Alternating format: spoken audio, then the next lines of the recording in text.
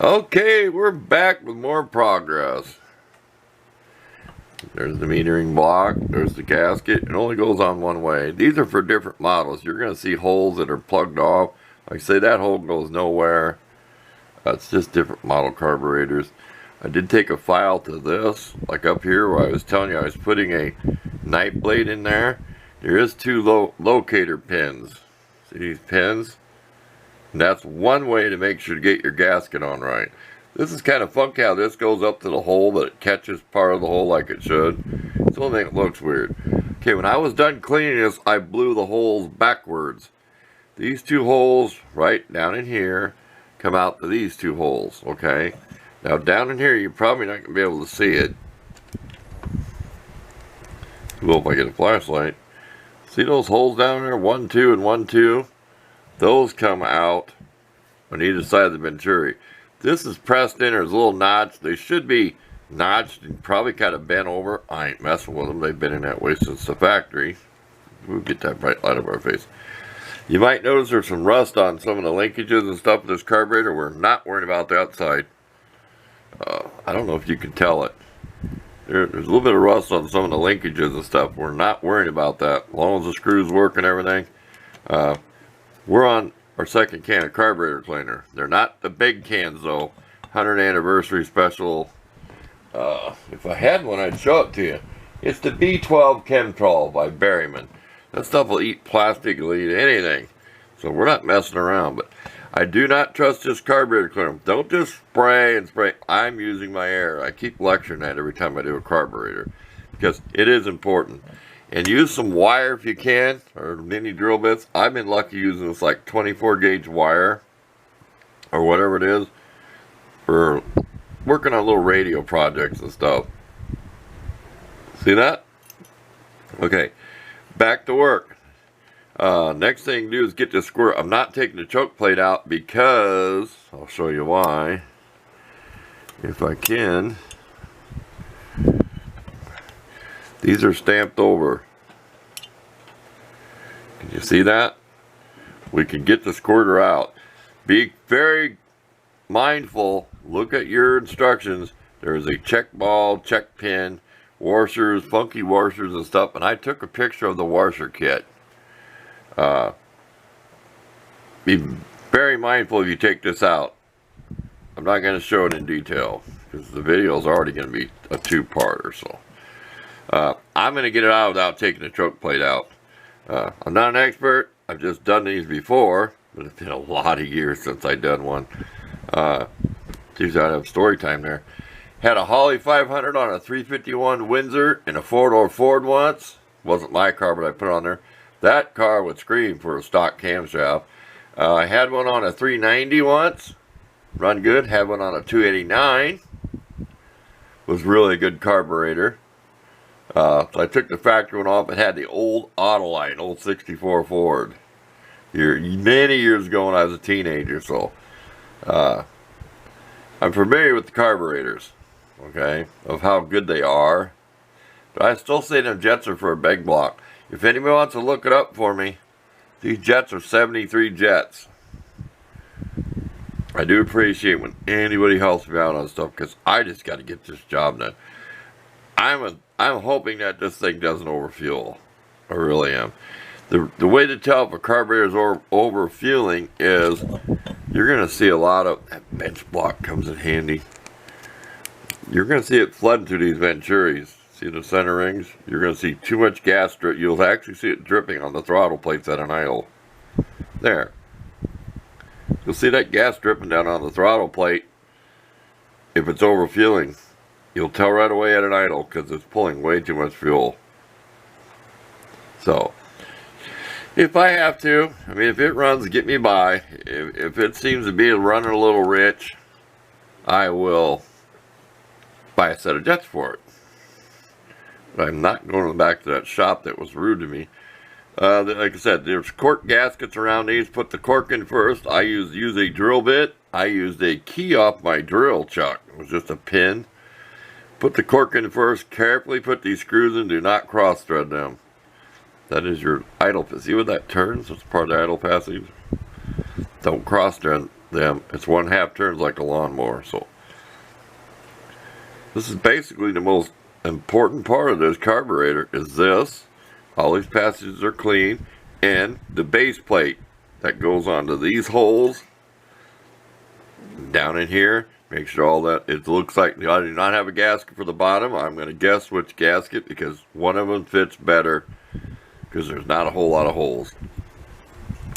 A lot of these holes are because there's a pipe coming out of the base plate and then it goes over to a passageway. So it's just the way it is. I'm confident the gasket they gave me will work. So back to work. This is going to be a long one. Jeez, this is going to be like a half-hour video. Oh well.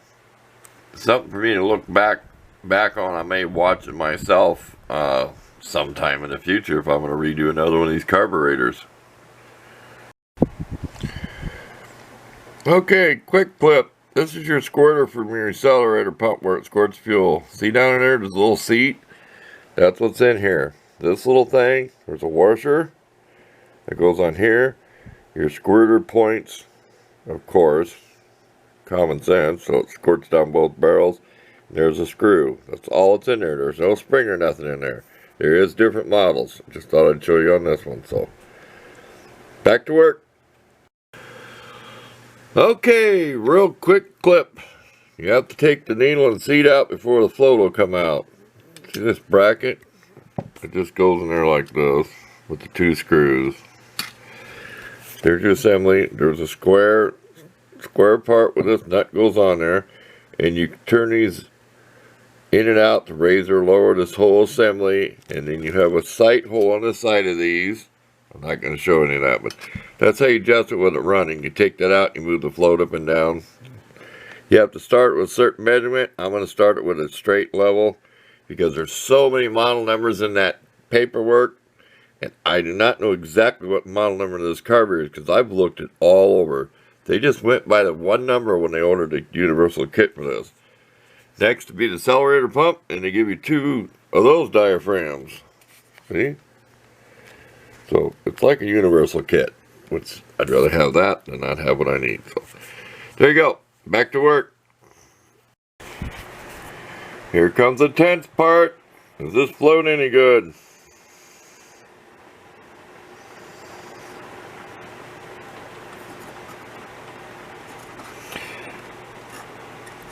They did not know about it. They could get me a float. I said there's so many of them, like they said, I just have to show it to them. Look okay? You know what's weird? There's a little solder point. Is that solder point on there? I don't think they globbed it at the factory, or did they have a pinhole and fix it? I'm satisfied. Are you satisfied? I don't see no bubbles. We'll hold it down there for a few more seconds. Get this camera shut off, and we'll be back. Okay, update. I soaked this for over an hour, and I sprayed it over a dozen times. I've got several pocket knives. I've got a sharp one and a dull one, but this time I'm getting this out of here. You can see there's a ridge right here. They've been taking sandpaper if I scuff that ridge up, if I scratch that ridge too much, I'm smoothing it. Because that has to fit up against the gasket. Yeah. There's where your float mounts them 2 screws in there and then the adjustment. I'll show you when it goes in.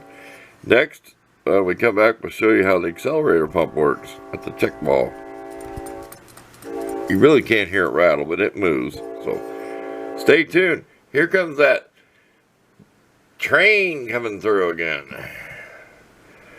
Boy, you're never really gonna know how many hours has been in on this, but it's been taking quite a bit of time to do this because I want it super clean inside, nothing plugged. Like I said, the outside's gonna have a little bit of problems. This was totally rusted on here and hardly moved. You can see where I sprayed it with rust penetrating spray. It would not move. But that's coming next, so if you want to know how an accelerator pump works, you'll stay tuned for that one. Okay, real quick before we show you how the accelerator pump works, here's your float needle and seat. You have a gasket on each side of this nut. And all you do is you loosen this screw up. When you turn this nut, when it's together, it raises and lowers the needle and seat in there. Because this is threaded. This is all clean, 1000 grit sandpaper, smoothed it. Okay. And then, of course, you all seen the float already. Goes like this with a spring on it. So, I just thought I'd show you that. That's how you adjust it. I put the best gasket on the bottom, so if I had to replace one, because they will leak fuel. When you adjust it with running, they will squirt fuel out. You should have a rag. But we're going to set it level. We're going to set it where it was before and then make sure it sets level. There was some burrs on this nut, gouged, so it wasn't exactly smooth where the gaskets went. Like I said, I put the best gasket, don't ask whether they're two different colors, on the bottom. So there's your little needle. There's your seat. See that? There's your little rubber seat. See? Pretty nice idea. Okay, we'll pause and we'll show you how an accelerator pump works. Real quick on the accelerator pump. You got a spring. It's kind of self-explanatory. It goes big here, little here. Then you got your flapper that goes in there. Okay. Don't ask which way, you'll figure it out. I'm just pushing it here. And then your little lever comes in, right, and pushes on this diaphragm. Okay. So I'm assuming that's the way it goes, because it pumps on it, the spring returns it, and there's a check ball in there. So what you want to do is, don't let it run out this hole, because this is where it gets its fuel from the float bowl. It's that little hole. Make sure you hold it like this where it don't. And I put some carburetor cleaner to make sure the check ball works, because you really can't take it out. See that? But make sure it's clean that it works. It works. It holds fluid. See, that's your anti-return. Some Ford carburetors, you can take the accelerator pump out, use that little orange flapper. It's like a little one-way rubber check valve. So there you go. We're going to get this float bowl together. We're almost getting done with this project today. Okay, correction if I told you wrong. Gets its fuel from here and it squirts it through here and up to the carburetor it goes. So there it's on here. And that big arm, you'll see when I'm done, comes down and pumps it. The spring returns it. So the gasket, I said the big part of the gasket goes this way. So they give you two of them. There must be two different styles, because here's the one type of one that was in it. Okay. Back to work. Another quick tip. See that hole right there? You don't need it, because it's that passageway. You run over here, and in the kit you're going to see a little piece of like cardboard fiber washer that does not have a hole in it. It blocks off because it has manual choke. See right there? See that? You're going to find one of them in the kit. So, pretty complete kit so far. Thought I'd show you that. And I know I got the right gasket, because the other one's got all kinds of holes in it, if you can see down in there. Way too many holes. It's probably for the 3-do setup, because this is a multi-kit, whatever purpose. Whatever, back to work. Another hole it's not using manual choke. See that? Would have went to the passage up in here too. So, might as well include that stuff. We're almost done. You get washers on here that seals that on the float bowl. Each one gets a new washer. See where somebody beat on that with something? Because the float was stuck one time? Yeah, look at that. Somebody pounded on that. Shame, shame, shame. And we are done. This is for your Ford automatic kickdown. I don't know if a Ford has to have that lever on. General Motors, like Chevy automatic, you have to have that cable. It has to move with the tranny because it's part of, called a, it's not a throttle, but it controls the valve of the transmission. So I don't know if Ford needs that. See how that pumps your accelerator pump? There's plenty of slop in this old thing. There is an adjustment. But you can adjust that cam over here. I didn't show that. See that? You can put that in. If you put it in 1, it's quicker acceleration. 2 is takes longer for the squirt gas, and you can buy special trick ones. Just so you can see that. That's what that looks like.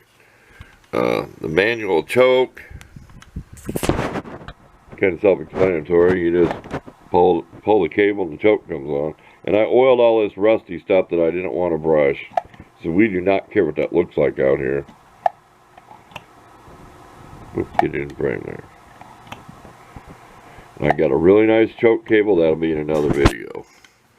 That's the only thing I got. Took my gas line. This was on there. There's about this much more.